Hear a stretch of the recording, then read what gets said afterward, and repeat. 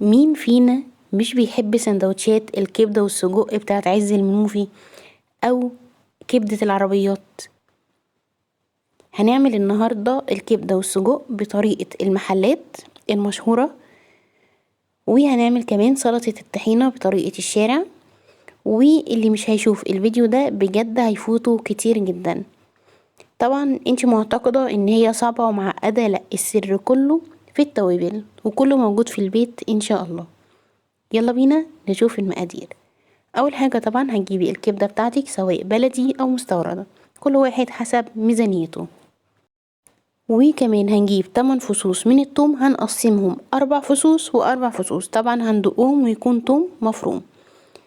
التوابل بتاعتنا اللي احنا هنقولها دي موجودة عند اي عطار وبأسعار رمزية جدا، يعني تقدري تجيبيها عايزة ب5 جنيه ب10 جنيه، يعني مفيش حاجة في اللي احنا هنقولها دي هتكون معقدة. هنحط منها معلقة من معلقة الشاي، تمام. هنحتاج ملح، فلفل اسمر، بهارات، توم باودر، بصل باودر، زنجبيل، كمون، كزبرة، بابريكا، وكمان سماق، تمام، ده السماق. وهنحتاج كمان جوزة الطيب، هنبشرها يعني قبل الاكل على طول كده، قبل التسوية على طول. وهنحتاج لومي اللي هو الليمون المجفف ده برضو هنبشره كده على الاكل. هنيجي بقى نجهزها. هسيب لكم التوابل في صندوق الوصف عشان لو في حد يعني مخدش باله من حاجة. هنيجي بقى نجهزها، هنحط الزيت او السمنة زي ما تحبي، وبعد كده هننزل بالثوم نطلع ريحته، مش هنلونه، هنطلع ريحته بس، وبعد كده ننزل عليه بالكبدة. وقبل ما تتشوح وقبل ما يحصل فيها اي حاجة هننزل بالتوابل كلها. طيب ليه هننزل بالتوابل في الوقت ده؟ علشان تشرب كده من طعم التوابل. وبعد كده هننزل ببقية الثوم، يبقى احنا في الاول حطينا نص الثوم، وبعد كده طلعنا ريحته بس، وبعد كده ضفنا عليه الكبدة، وبعد كده حطينا عليها التوابل واديناها تقليبة ونزلنا ببقية الثوم، تمام. هنبدأ بقى ان احنا نقلبها على البوتاجاز. المفروض في الوقت ده انا انزل بالفلفل الحامي، بس انا بشوحها شوية وبسويها علشان انا هشيل منها شوية علشان ابني الصغير طبعا مش هينفع ان هو ياكل شطة يعني. بس كده خلاص هشيله، وهبدأ بقى ان انا انزل بالفلفل الحار. طبعا مع التوابل بشرت جوزة الطيب وبشرت اللومي. عايزه اقول لكم الريحة قلب الدنيا، بجد الريحة قلب الدنيا. هنا كده قطعنا الفلفل طبعا بمساعدة ابني، بيحب المقص ده قوي. وطبعا ريحتها ما كانش مستحمل فقال لي اعملي لي سندوتش. بصوا هي لسه على البوتاجاز، بجد خطيرة، جربيها وهتدعي لي. كده الكبدة خلاص خلصت معانا، يلا بينا بقى نخش على السجق. هنجيب عدد 2 طماطم وهنقطعهم كده زي ما انتوا شايفين شرايح طولية، يعني تقطيع عشوائي برضو، بس يعني ايه عشان تكون اسهل معاكي. وكمان محتاجين 8 فصوص من الثوم، برضو هنقسمهم 4 و4 مدقوقين ناعم. وكمان هنحتاج قرن من الفلفل الحار، هنقطعه صغير قوي، حلقات صغيرة كده. وطبعا معانا السجق بتاعنا برضو بلدي او مستورد، دي حاجة ترجع لميزانيتك. التوابل بقى بصوا في نفس الحاجة، احنا بص مش هنفضل نعمل في مواعين. هنحتاج برضو فلفل اسمر، ملح، كمون، كزبرة، طبعا برضو دي معلقة صغيرة، تمام. قلنا خلاص بهارات، تمام، توم باودر، بصل باودر، زنجبيل، سماق، بابريكا، تمام، اللي بتحط ده هو الزنجبيل، وده التوم البودر.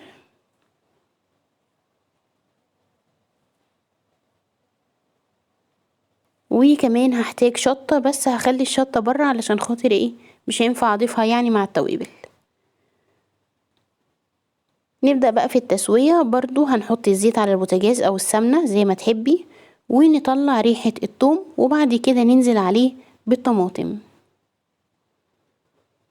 نديه تقليبة كده مع الطماطم وننزل عليه بالسجق.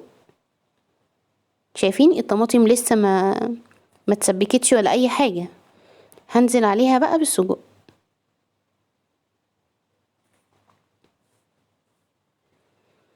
هقلب السجق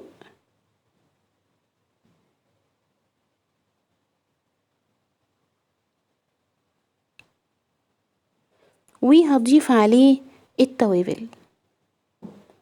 طبعا احنا عايزين نراعي ان هو بيكون متبل تمام. هضيف الثوم الاول وبعد كده التوابل.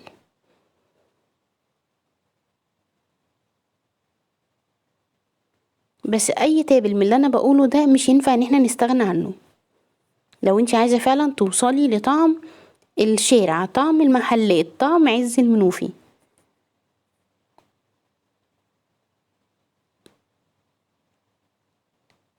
برضو انا هسويه كده عشان اطلع منه لابني، وبعد كده هضيف الفلفل والشطة.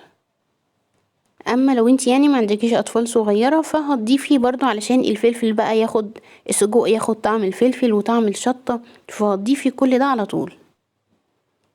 بعد ما شلت خلاص بدأت ان انا اضيف الفلفل والشطة. اما بقى وصل معايا للمرحلة دي، شايفين عامل ازاي؟ هبدأ ان انا اقطعه تقطيع عشوائي بالشوكة بالمعلقة بالسكينة زي ما تحبي. هو كده يعتبر بيكون استوى يعني. بس انا بعد ما اقطعه التقطيعة دي هحطه 3 دقايق تاني على البوتاجاز عشان يكون بقى دايب دوب بجد، طعمه خرافة خطير، لازم تجربيه. نعمل بقى الطحينة. الاكلة دي مش هتنفع من غير الطحينة. هنعمل برضو طحينة الشارع. هنجيب بقى الطحينة، هنضيف عليها ربع فنجان من الخل، ربع فنجان من الزيت تمام. وهنضيف عليها التوابل اللي هي عبارة عن كمون وفلفل اسمر وكمان ملح وشطة. يبقى كمون، فلفل اسمر، ملح وشطة، ربع فنجان خل، ربع فنجان زيت، على ايه الطحينة قيمة مثلا ايه 4-5 معالق كده من الطحينة. طبعا الطحينة دي خام. وهنبدأ ان احنا نفضل نقلبهم كده بقى لحد ما تتخن معانا خالص. قلبي قلبي كده. شايفين شكلها بقى عامل ازاي؟ نبدأ ان احنا نفكها بالمية.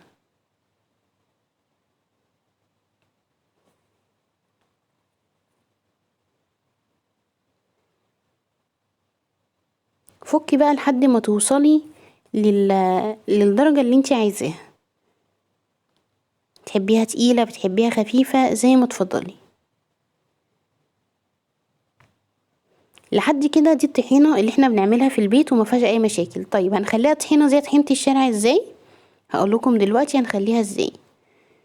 بصوا كده خلاص اهي بقت طحينة 10/10، مش محتاجة اي حاجة. اخدت مني فنجان من المية. تعمليها بمية سخنة، بمية ساقعة، بمية زي ما تكون، مش مهم، مش هيفرق. شايفين كده خلاص اهي ايه طحينة طبيعية. طب احنا هنحولها طحينة الشارع ازاي؟ هنحط عليها معلقة من الدقيق. طب الدقيق ده بيعمل ايه؟ الدقيق ده بيخليها ابيض في اللون وبيخليها اتخن في القوام. يبقى قوامها كده تخين شوية ولونها ايه ابيض. وطبعا هنخفها بشوية من المية. هنقلبه بقى حلو الاول. شايفين تخنت قوي ازاي؟ طيب انا مش عايزاها زي طحينة الشارع، هي هتغير في طعمها؟ هي مش هتغير في طعمها، هو بس هيديها زي ما قلتلك كده لون وقوام.